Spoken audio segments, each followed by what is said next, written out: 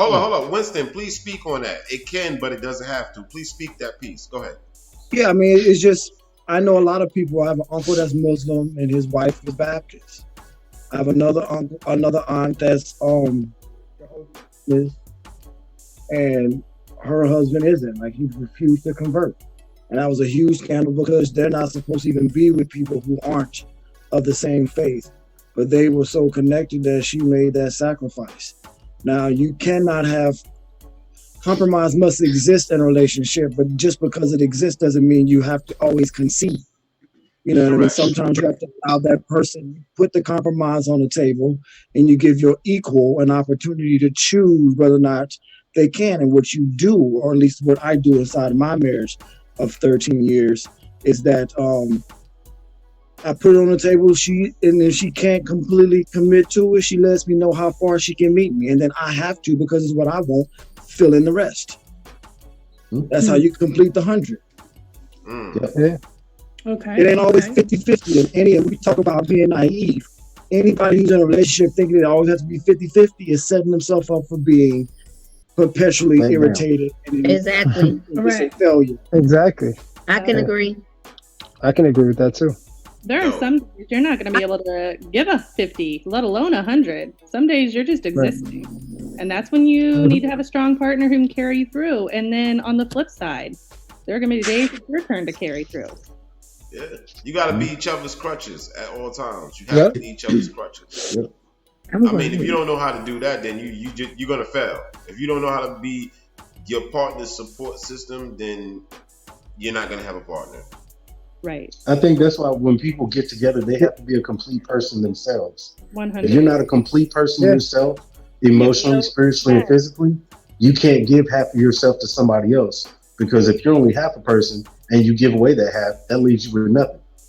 Well, and there's no integrity in entering a relationship when you haven't done your own shit and expecting someone else to come complete. No, thank you. Right, you don't deserve all this package when you haven't wrapped yourself up. No. I had to learn that the hard way. Talk your shit, Jennifer. Let's go, baby. Talk your shit.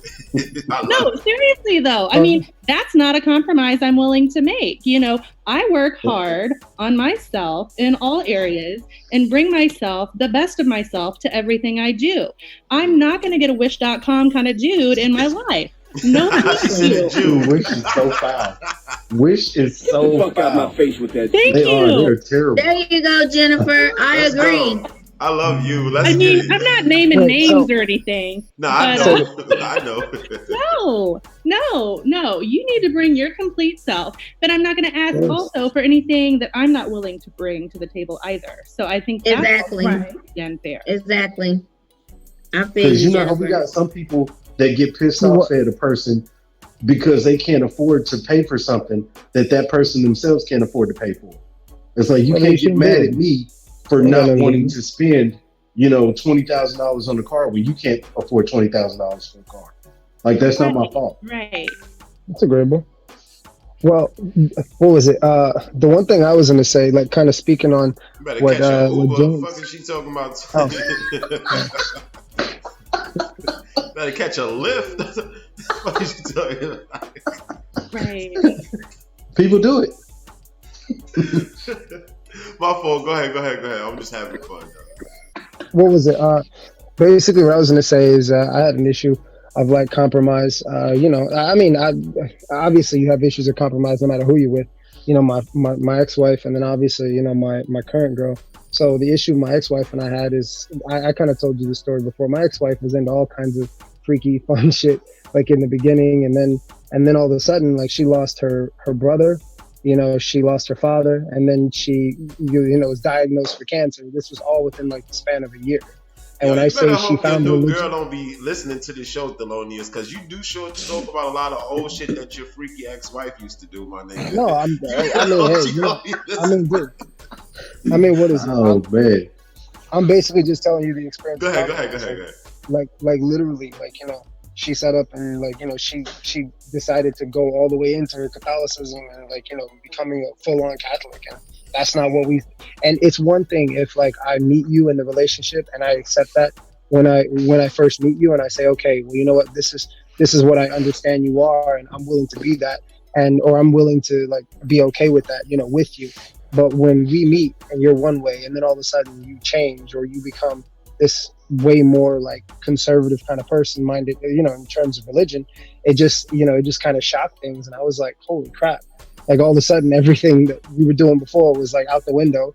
And then she just became this strict, you know, like God-fearing person. I was like, what the hell is this? So, and then at the same wait. And at the same time, I have my sister on Facebook sending a bunch of like Bible verses and all this other bullshit. And I was just like losing my mind because my sister, like, she apparently had went through her like conservative phase, and it was just annoying the hell out of me because I was catching it from both ends. And so was it the current situation of compromise I have? You know, my girlfriend's like super liberal.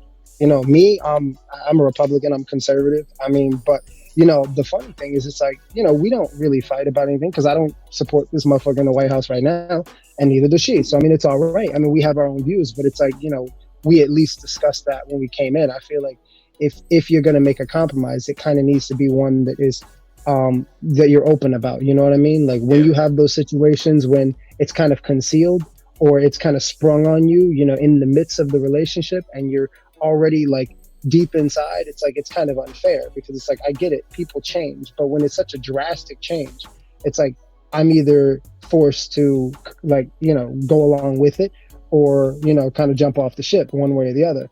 Yeah. And that's kind of how I felt with my ex-wife. And then, you know, it's like I mean, I felt that way with other girls in the past. Like, you know, it's like, it is what it is. Like sometimes, like, you know, they don't let you know that they expect you to compromise on some shit, and then all of a sudden they spring it on you. You're like, whoa, fuck did this come from? Well, you know.